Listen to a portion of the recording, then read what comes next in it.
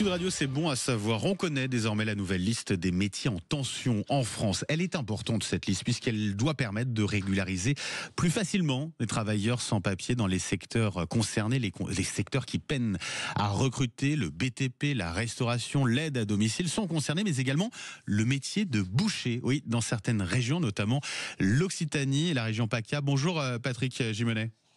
Bonjour. Et soyez le bienvenu sur Sud Radio. Vous êtes le directeur général de la Confédération française de la boucherie.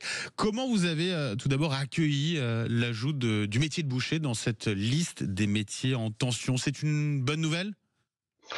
C'est surtout une confirmation, puisque la profession avait déjà signé en 2022 avec Elisabeth Borne, lorsqu'elle était encore ministre du Travail, une première charte des métiers en tension, dans lequel effectivement les deux parties, la profession et l'État, s'étaient engagés un certain nombre d'actions en la matière par rapport à cette situation de tension sur le marché de l'emploi dans la profession. À l'époque où elle était première ministre, ministre du Travail encore à ce moment-là? Ministre du Travail, oui, c'était juste avant l'élection de 2022. Ça va quand même changer quelque chose ou pas au final, quand même? Ça fait bouger un petit peu les choses. D'une part, ça permet de clairement établir les métiers qui rencontrent effectivement des problèmes de recrutement.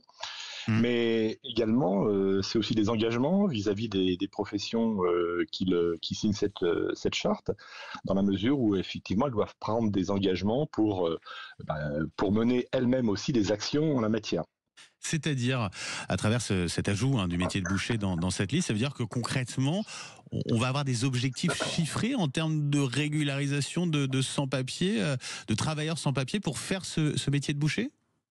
Alors, on parle surtout d'objectifs qualificatifs et des moyens mis par les professions pour former effectivement les personnes qui cherchent de l'emploi. Donc il y a deux actions essentielles. D'une part, entretenir l'apprentissage, tout ce qui est formation initiale des jeunes, à travers, en ce qui concerne la profession de boucher, un CAP qui a été rénové, qui est devenu complètement conforme aux souhaits des entreprises pour les besoins de formation. Un brevet professionnel qui se situe en 3e et 4e année de formation, qui lui aussi a été remis en forme. Ouais. Et puis la création d'un diplôme intermédiaire entre les deux, qui est une mention complémentaire, un certificat de spécialisation pour permettre aux jeunes en formation, une fois qu'ils ont acquis la bonne technique, d'acquérir les techniques de vente, la commercialisation du produit, la mise en avant du produit. Ce qui est très demandé par les entreprises.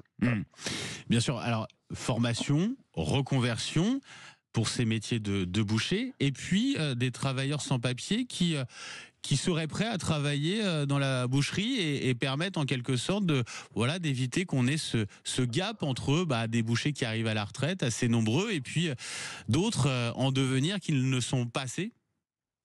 Alors surtout la nécessité de capter, comme vous venez de le dire, les personnes en reconversion, quelles qu'elles soient, quels que soient les métiers qui ont été exercés précédemment, ou quels que soient les cursus personnels, de manière à pouvoir les former sous forme dans une période relativement courte, de moins d'un an, de manière à ce qu'ils soient totalement opérationnels dans le métier. Et nous investissons beaucoup, nous, dans la profession des artisans bouchers, pour justement former les personnes en reconversion et les rendre effectivement tout à fait opérationnelles. Et c'est d'autant plus significatif que la profession offre une grille de salaire qui est tout à fait raisonnable. Ça permet effectivement d'avoir une vue, une progression sur des évolutions possibles. Et puis c'est un métier passion aussi, il faut le dire. Patrick, c'est aussi un métier passion. Gimonet. Mais revenons tout de même à cette liste des métiers en tension. Vous y figurez désormais dans la plupart des régions en France. L'idée, c'est quoi? L'idée, faut le préciser, c'est de pouvoir régulariser plus facilement des travailleurs sans papier. C'est ça en fait l'intérêt véritablement, la nouveauté de cette liste et du métier de boucher qui figure sur cette liste. Ça veut dire que vous l'attendiez, vous le demandiez, ça? Alors nous, ce que nous demandions effectivement, c'est de pouvoir avoir de la part de l'État un appui en termes de communication vers les publics qui sont donc en recherche d'emploi, de manière à leur proposer des emplois et des formations qui sont attachées pour pouvoir devenir opérationnels le plus rapidement possible. Et c'est à ce titre ce que nous attendons de la part notamment de France Travail, qui est directement en phase vis-à-vis des demandeurs d'emploi, de les orienter effectivement lorsqu'ils ont ciblé des personnes qui sont potentiellement sensibilisés donc pour aller vers ce métier, de pouvoir bien les orienter vers nous. C'est un gros travail qui doit être fait. Les PME, les TPE ont vraiment besoin de cet appui C'est un mot pour tabou ou faciliter le pas, recrutement. travailleurs sans papier, c'est un mot tabou pour vous, Patrick Gimonet? Je crois que vous savez, il y a surtout des travailleurs, hein, Bien sûr, oui. et des travailleurs qui soient formés et opérationnels, quelles que soient leurs origines. Pour pouvoir travailler, il faut qu'ils soient effectivement avec donc dans un système administratif tout à fait Oui, c'est nécessaire. reconnu. Ouais, bien sûr. Et ça, c'est le travail de l'État. Ouais. Nous, le travail, c'est de les former et de les accompagner pour qu'ils soient opérationnels et puis qu'ils puissent retirer un salaire correct de leur travail. Merci beaucoup Patrick Gimonet, directeur général de la Confédération française de la boucherie. Merci, très bonne journée à vous.